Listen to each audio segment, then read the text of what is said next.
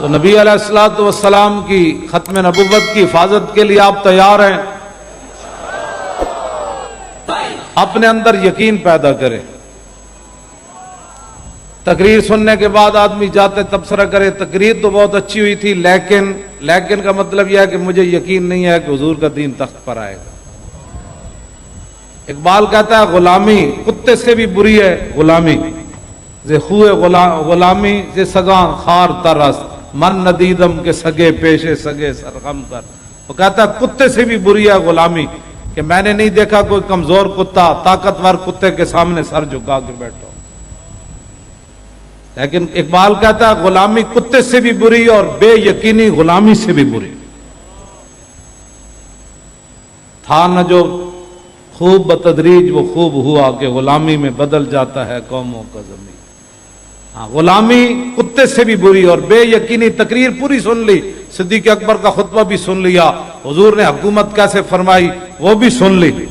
10 سال رسول اللہ نے حکومت فرمائی نا جناب، پھر صدیق اکبر کے 2.25 سال، پھر فاروق اعظم کے 10 سال، پھر عثمان غنی کے 12 سال، پھر مولا کائنات کے 5.5 سال، اور پھر امام حسن کے 6 مہینے. یہ ساری حکومت سننے کے بعد بھی جاتے ہوئے کہیں گے یہ کیسے ہوگا؟ بھائی کیسے کیا ہوگا؟ یہ بھی تو پھر تو نے سنا کیا ہے؟ سنا تعذیب حاضر کے گرفتار، غلامی سے بدتر ہے بے یقینی، غلامی سے بھی بری ہے بد یقینی. آپ کہیں میں کیا ہونا ہے؟ جن کا کام ہے وہ کریں گے. ہمارا اتنا ہی کام ہے ہم بدر میں پہنچ جائیں، ہمارا اتنا ہی کام ہے ہم میدان احد میں چلے جائیں، ہمارا اتنا ہی کام ہے خندق کھود کے کھڑے ہو جائیں، پیٹ پر پتھر باندھ کے کھڑے ہو جائیں. ہمارا اتنا ہی کام ہے کہ رسول اللہ ابھی آدھا سر دھوئیں جبریل پھر آ جائیں، حضور آپ نے ابھی ہتھیار نہیں کھولنے، بنو قریظہ کا فیصلہ پہلے کرنا ہے. یہ دین آپ جب اس کا مطالعہ کریں گے کہ حضور نے لیست لہو راحت، حضور نے ساری زندگی آرام نہیں پایا تو آپ کیسے آرام پا سکتے ہیں؟ امام حسن فرماتے ہیں میرے نانا جان ساری زندگی آرام نہیں پایا. اور پھر جی وہ ہمیں بہت جناب لوگ ڈراتے ہیں. نبی علیہ السلام نے فرمایا لقد خفت فی اللہ وما یخاف احد، فرمایا جتنا مجھے دین کے بارے میں ڈرایا گیا، اللہ کے بارے میں مراد دین ہی ہے، فرمایا مجھے جو دین کے بارے میں ڈرایا گیا 1,24,000 نبیوں اور رسولوں میں سے کسی کو نہیں ڈرایا گیا. باقی رہ گئی اذیت، یہ ہتھکڑیاں لگنے سے بندے کے بازو تو نہیں، مجھے تو انہوں نے لگائی بھی نہیں، جن کو لگیاں ان کے بازو ٹوٹے. آپ کو ہوا آپ کو بلکہ لطف آیا، بازوؤں میں جو بیماری تھی وہ ختم ہو گئی. کیونکہ جو جن کے وجہ سے ہتھکڑی لگی کام تو ان کا ہے، وہ اتنے کریم ہے کہ ان کے پانی سے حضرت عمر بن اخطب نے تھوڑا سا تن کا نکالا، حضور پانی نوش فرمانے لگے، عرض کی حضور پیالہ مجھے دیں، وہ اتنا معمولی سا تن کا باہر نکالا تو حضور نے فرمایا اللہم جملو، یا اللہ اس کو خوبصورت بنا دے، اس کو خوبصورت. تو آپ جن کا ختم نبوت کا کام کریں گے، ناموس رسالت کا، آپ کو دعائیں نہیں ملیں گی. یہ چھوڑ دیں یہ ساری باتیں. باقی رہ گیا منافقین، وہ تو اس دور میں والمرجفون فی المدینہ، وہ تو مدینہ منورہ میں حضور کی ظاہری حیات میں افواہیں پھیلاتے، اے جی لبیک والے اندر گئے ہن نہیں چھڑ دے، ہن نہیں چھڑ دے، اے تے بادشاہ ہن بس انہاں نوں تے تختہ دار تے ہن چڑھنا ہی چڑھنا. او بچ جاؤ بھائی نصیب، بچ جاؤ لبیک کا ہمارے ساتھ کوئی تعلق نہیں ہے.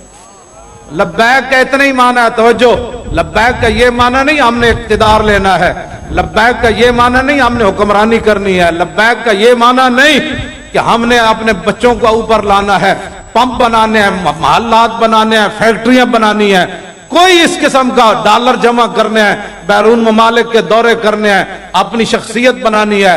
لبیک کا ایک ہی معنی ہے. لبیک جب ہم کہتے ہیں تو اس کا معنی حضور میں بھی حاضر، میری اولاد بھی حاضر، میرا مال بھی حاضر، میری عزت بھی حاضر، میری آبرو بھی حاضر، میرے ماں باپ بھی حاضر. یہ اس کا معنی ہے، اس کا اور کوئی معنی نہیں ہے. لبیک یا رسول اللہ لبیک، لبیک لبیک یا رسول اللہ لبیک، لبیک لبیک یا رسول اللہ لبیک، لبیک لبیک یا رسول اللہ لبیک، لبیک لبیک یا رسول اللہ لبیک، لبیک لبیک. یہ سچائی کی دلیل نہیں ہے آپ کا یہاں پروگرام ہو گیا. یہ ادھر قبول ہے نا، یہ جماعت قبولیت کی وجہ ہے کہ جناب ابھی محفل شروع ہی ہوئی ہے تو بارش آنا شروع ہو گئی. حضور تو جب بارش ہوتی تو حضور خود جا کے بارش میں کھڑے ہو جاتے. فرمایا یہ ابھی ابھی اللہ کی طرف سے آئی. تو میں تو اس وقت اتنا اپنے آپ کو خوش نصیب محسوس کر رہا تھا، یا اللہ تیرا شکر ہے یہ جو ہے بارش جو ہمارے سروں پر منہ پر گر رہی ہے، یہ تیرا کرم ہے، یہ قبولیت کی دلیل ہے. یقین اب نہیں آ رہی نا، ختم ہو. یہی تھا کہ بھائی تم پریشان کیوں ہوتے ہو، کیوں پریشان ہوتے ہو، کیوں لوگوں کی باتیں سنتے ہو؟ جن کا کام کر رہے ہو ان کی باتیں سنیں، ان کی باتیں سنیں. انہوں نے کہا مولانا چھوڑ، لبیک کے ساتھ کیا ہونے والا ہے، مجھے یہ بتا کہ صدیق اکبر جب نماز پڑھانے لگے 9 ہجری کو اور مقام عرج کے اوپر صبح کی نماز پڑھانے لگے صدیق اکبر صبح کی، اور یہاں تک ہاتھ لے گئے تھے صبح کی نماز پڑھانے کے لیے، تکبیر تحریمہ ہو گئی. جابر بن عبداللہ اس حدیث کے راوی ہیں. فرمایا پیچھے سے مدینہ منورہ کی طرف سے ایک اونٹنی کے بولنے کی آواز آئی. صدیق اکبر یہاں اللہ اکبر کہنے لگے. فرمایا یہ رسول اللہ کی جدعا اونٹنی کی آواز ہے. حضور کی 3 اونٹنیاں ہیں، غدبا، قصوہ اور جدعا. تو افضل الخلق با یہ حکمران ہے مسلمانوں کے. حضور کی شان تو براء البراء ہے. انہیں یہ بھی پتا تھا کہ حضور کی فلاں اونٹنی کی آواز ایسے ہے. ہم جس حکمرانی کی بات کرتے ہیں اس میں حکمران وہ ہوگا کہ جو رسول اللہ کی اونٹنیوں کی آوازیں بھی یاد رکھے گا. ہاں جی، فرمایا جدعا اونٹنی کی آواز ہے. نماز اللہ کی پڑھنے لگے تھے لیکن حضور کی اونٹنی کی آواز آئی تو ہاتھ نیچے کر دیے. فرمایا اب حضور ہی آئیں گے تو نماز پڑھائیں گے. شوق تیرا اگر نہ ہو میری نماز کا امام، میرا قیام بھی حجاب، میرا سجود بھی حجاب. توجہ جی، کیا ہاتھ چکیا بندہ اونٹنی دی آواز سن کے نیچے کر لوے. کیوں جی؟ اونٹنی کی آواز تو ایک جیسی ہوتی ہے نا؟ نہیں ہوتی ایک جیسی. باتیں لوگ کرتے ہیں. آپ حضور کی شانیں بیان کریں. ہاں، افضل الخلق بعد الرسل کا یہ عمل میں رات کو جب اٹھتا ہوں نا، مجھے کوئی پریشانی ہو تو میں صرف یہ ایک حدیث پڑھ کے پھر مجھے سکون آ جاتا ہے. میں کہا جی صحابہ اس غلطی تاڑے چراندے سن کہ حضور دی فلانی اٹھنی کیوں جی بول دی، فلانی کیوں جی بول دی، فلانی کیوں جی بول دی، اور اللہ کی نماز پڑھنے لگے ہوں تو ہاتھ نیچے کر دیں. اور میں آپ حضور ہی آئیں گے تو نماز پڑھے. دیکھا تو مولا علی آ گئے حضور کی اٹھنی پر.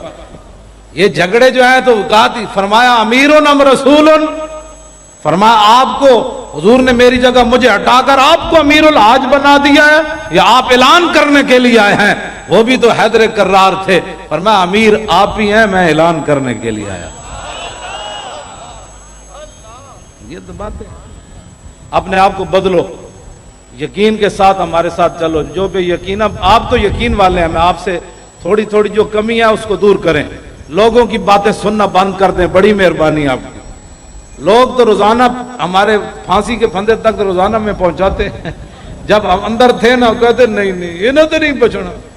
وہ توبہ توبہ توبہ. میری مسجد کے قریب سے کوئی نہیں گزرتا تھا، سنسان. مجھے بتایا کہ جہاں بندہ ہی کوئی نہیں گزرتا تھا. گلیاں بھول گئے لوگ کہ نہیں ہوں تو مولانا پھٹی چڑھ کے آنا ہے.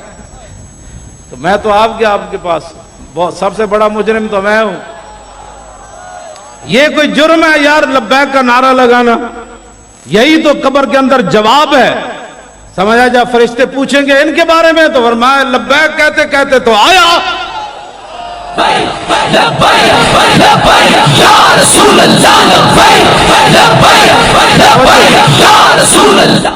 جب کل قیامت والے دن جب حضور تشریف لائیں گے تو اس دن پھر کیا ہوگا؟ حضور ہم بھی آ گئے، غلام آ گئے. تو پھر اس دن کیسا آپ کیوں لوگوں کی باتیں سنتے ہیں؟ ہم نے کبھی لبیک کو استعمال کیا جی؟ آپ نے غلط طریقے کے. جو آدمی لبیک کے نام کو غلط استعمال کرے آپ مجھے اطلاع دیں. کسی سے پیسہ وصول کرے پتہ، یہ ہمارا طریقہ ہی نہیں ہے. یہ اگر ہوتا تو ہمیں کسی نے چھوڑنا تھا.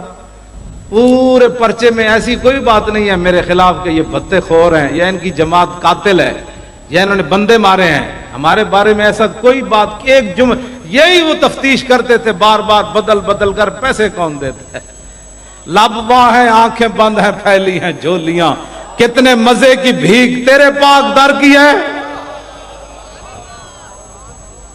کیوں شاہ کیوں کس طرح اللہ حضرت فرماتے ہیں کیوں تاجدارو خواب میں دیکھی کبھی یہ چیز جو آج جھولیوں میں گدایان نے در کی ہے؟